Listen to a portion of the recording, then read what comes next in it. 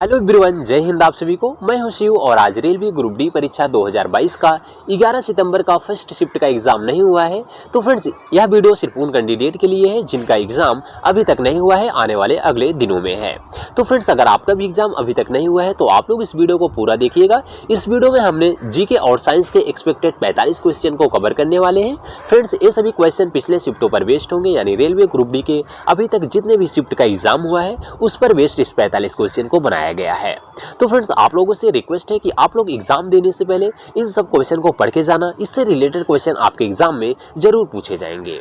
तो फ्रेंड्स, आपको बता दें कि अगर आप इसी तरह से रेलवे ग्रुप डी के हर एक शिफ्टों के पूरे रियल क्वेश्चन का एनालिसिस करना चाहते हैं और साथ ही में जीके और साइंस के एक्सपेक्टेड डेली इसी तरह से 45 क्वेश्चन का प्रैक्टिस करना चाहते हैं तो हमारे चैनल को सब्सक्राइब कर लो, जहां आपको डेली इसी तरह से वीडियोस मिलती रहेंगी। तो फ्रेंड्स, बिना देरी के स्टार्ट करेंगे आज के पहले क्वेश्चन से। तो फ्रेंड्स, स्टार्ट करने से पहले आपको बता देते हैं कि पहले 6-7 क्वेश्चन आपको करंट अफेयर्स के देखने को मिलेगा। उसके बाद आपको history, geography, biology, physics, chemistry, static, GK हर एक सब्जेक्ट से क्वेश्चन देखने को मिलेगा। तो फ्रेंड्स, आपके एग्जाम में करंट अफेयर्स के भी क्वेश्चन 6-7 क्वेश्चन पूछे जाते हैं। जिस टाइप के क्वेश्चन आपके एग्जाम में पूछे जा रहे हैं उस टाइप के क्वेश्चन इस वीडियो में भी देखने को मिलेगा। तो फ्रेंड्स, पहला क्वेश्चन करंट अफेयर्स का है। अप्रैल 2022 में ऑयल इंडिया लिमिटेड ने किस राज्य में भारत के पहले शुद्ध हरित हाइड्रोजन संयंत्र का उद्घाटन किया है? तो फ्रेंड्स, अच्छा क्वेश्चन है। आपको बता दें कि अप्रैल 2022 में ऑयल इंडिया लिमिटेड ने असम राज्य के जोरहाट शहर में पहले शुद्ध हरित हाइड्रोजन संयंत्र का उद्घाटन किया है। किस शहर में किया है? जोरहाट शहर में, यानी किस राज्य में किया है? असम राज्य में किया है। किसने किया है? ऑयल इंडिया लिमिटेड ने किया है। याद रखिएगा, क्वेश्चन घुमा के भी पूछा जा सकता है। अगला क्वेश्चन है फ्रेंड्स कि हाल ही में किस राज्य के मुख्यमंत्री ने 2023 पुरुष हॉकी विश्व कप के लोगो का अनावरण किया है? तो फ्रेंड्स, आपको बता दें कि ओडिशा के मुख्यमंत्री ने 2023 पुरुष हॉकी विश्व कप के लोगो का अनावरण किया है। किस राज्य के मुख्यमंत्री ने किया है? ओडिशा राज्य के मुख्यमंत्री ने किया है। इसको याद रखिएगा, क्वेश्चन पूछा जा सकता है। अगला क्वेश्चन है कि हाल ही में कौन सा देश स्ट्रीट चाइल्ड क्रिकेट विश्व कप 2023 की मेजबानी करेगा? तो फ्रेंड्स, याद रखिएगा, स्ट्रीट चाइल्ड क्रिकेट विश्व कप 2023 की अगर बात किया जाए तो भारत करेगा इसकी मेजबानी। कौन करेगा? भारत देश इसकी मेजबानी करेगा। तो स्ट्रीट चाइल्ड क्रिकेट विश्व कप 2023 की मेजबानी कौन करेगा? भारत करेगा। इसको याद रखिएगा, क्वेश्चन पूछा जा सकता है। अगला क्वेश्चन है कि हाल ही में टाटा डिजिटल के अध्यक्ष के रूप में किसने कार्यभार संभाला है? तो फ्रेंड्स, आपको बता दें कि टाटा डिजिटल के अध्यक्ष की अगर बात किया जाए तो टाटा डिजिटल के अध्यक्ष जो हैं एन चंद्रशेखर बने हैं। कौन बना है? एन चंद्रशेखर बने हैं। किसके अध्यक्ष बने हैं? टाटा डिजिटल के अध्यक्ष बने हैं। अगला क्वेश्चन है फ्रेंड्स कि हाल ही में किस राज्य ने हिम प्रहरी योजना शुरू करने की घोषणा की है? तो फ्रेंड्स, आपको बता दें, जब भी हिम प्रहरी योजना की बात आए तो हिम प्रहरी योजना जो है उत्तराखंड सरकार ने शुरू किया है। किसने शुरू किया है? उत्तराखंड सरकार ने शुरू किया है। अगला क्वेश्चन है कि सांस्कृतिक विरासत को सुरक्षित करने के लिए भारत के पहले सामुदायिक संग्रहालय का उद्घाटन कहाँ हुआ है? तो फ्रेंड्स, आपको बता दें, सांस्कृतिक विरासत को सुरक्षित रखने के लिए भारत के पहले सामुदायिक संग्रहालय का उद्घाटन लेह में किया गया है। कहाँ किया गया है? लेह के लद्दाख शहर में किया गया है।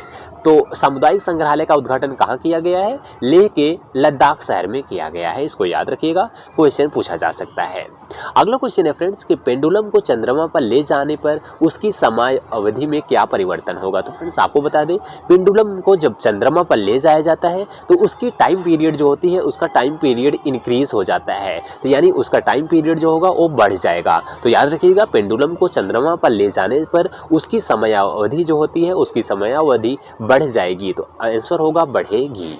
अगला क्वेश्चन है फ्रेंड्स कि भारत का प्रथम परमाणु ऊर्जा उत्पादन केंद्र कहाँ है? तो फ्रेंड्स, इंपॉर्टेंट क्वेश्चन है, इसको याद रखिएगा। भारत का पहला जो परमाणु ऊर्जा उत्पादन केंद्र है वो कहाँ था? तारापुर, महाराष्ट्र में था। तो महाराष्ट्र के तारापुर शहर में था। इसको याद रखिएगा फ्रेंड्स, क्वेश्चन पूछा जा सकता है।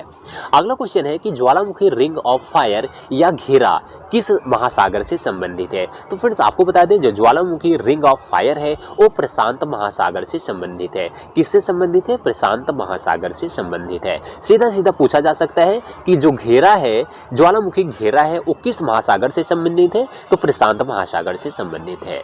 अगला क्वेश्चन है कि लोकतांत्रिक विकेंद्रीकरण का सुझाव किसके द्वारा दिया गया है? तो फ्रेंड्स, आपको बता दें, लोकतांत्रिक विकेंद्रीकरण का जो सुझाव है वो बलवंत राय मेहता द्वारा दिया गया है। किसके द्वारा दिया गया है? बलवंत राय मेहता द्वारा दिया गया है। अगला क्वेश्चन है फ्रेंड्स कि पंचायत स्तर पर राज्य सरकार का प्रतिनिधित्व कौन करता है। तो इंपॉर्टेंट क्वेश्चन है फ्रेंड्स, आपको एग्जाम में पूछा जा सकता है। पंचायत स्तर पर राज्य सरकार का प्रतिनिधित्व जो है वो पंचायत सेवक करता है। कौन करता है? पंचायत सेवक करता है। अगला क्वेश्चन है कि अहिंसा का चरम स्वरूप जो है सर्वाधिक पालन किस धर्म में किया जाता है। तो फ्रेंड्स आपको बता दें, अहिंसा का जो चरम स्वरूप है वो सबसे ज़्यादा जो है धर्म जो है वो जैन धर्म में किया जाता है। किस धर्म में किया जाता है? जैन धर्म में किया जाता है। अहिंसा का चरम स्वरूप सर्वाधिक पालन जो है जैन धर्म के लोग करते हैं।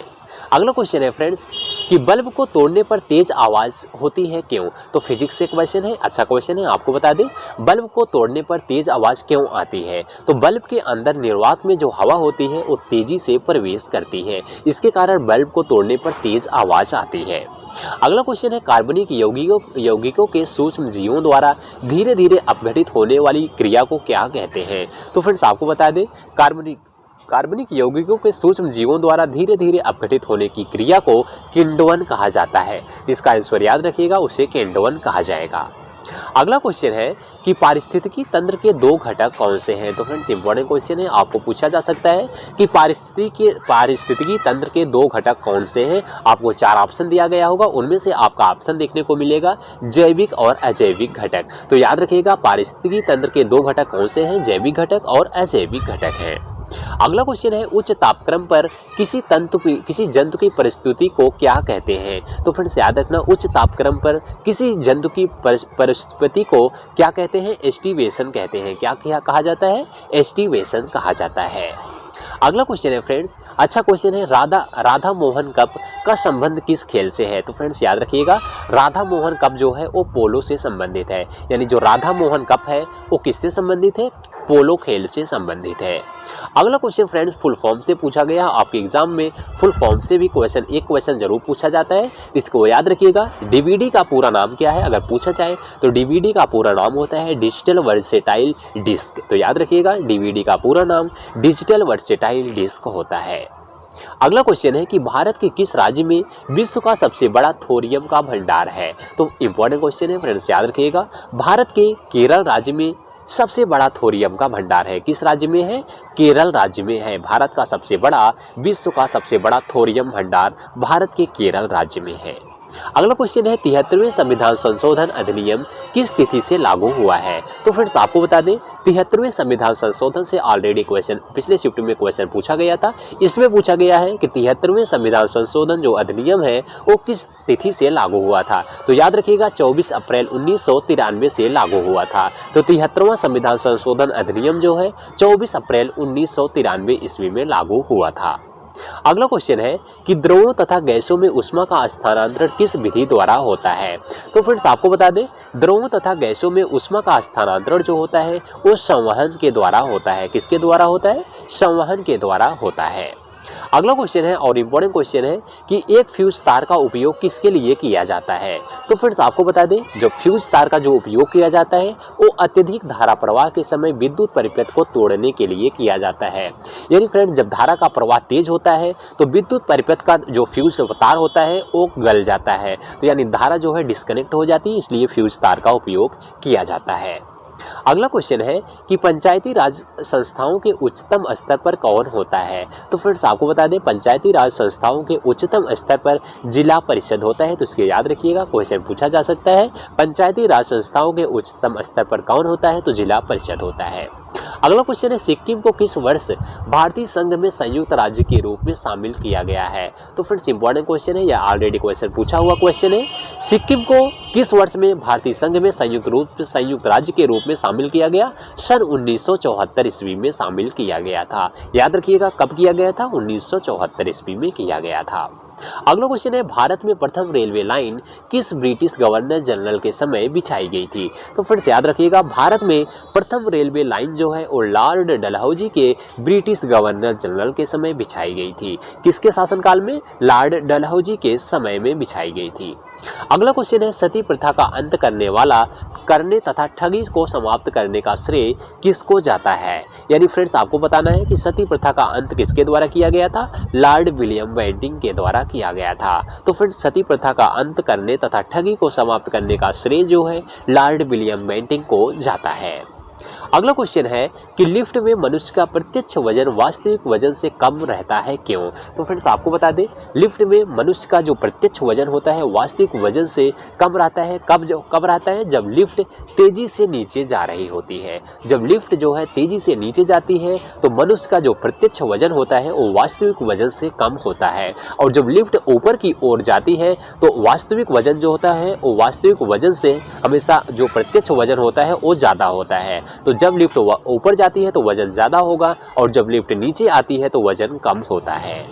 अगला क्वेश्चन है बारूद बनाने में किसका इस्तेमाल किया जाता है? तो इंपॉर्टेंट क्वेश्चन है फ्रेंड्स, आपको बता दें बारूद बनाने के लिए हमेशा पोटेशियम नाइट्रेट का उपयोग किया जाता है। किसका उपयोग किया जाता है? पोटेशियम नाइट्रेट का उपयोग किया जाता है।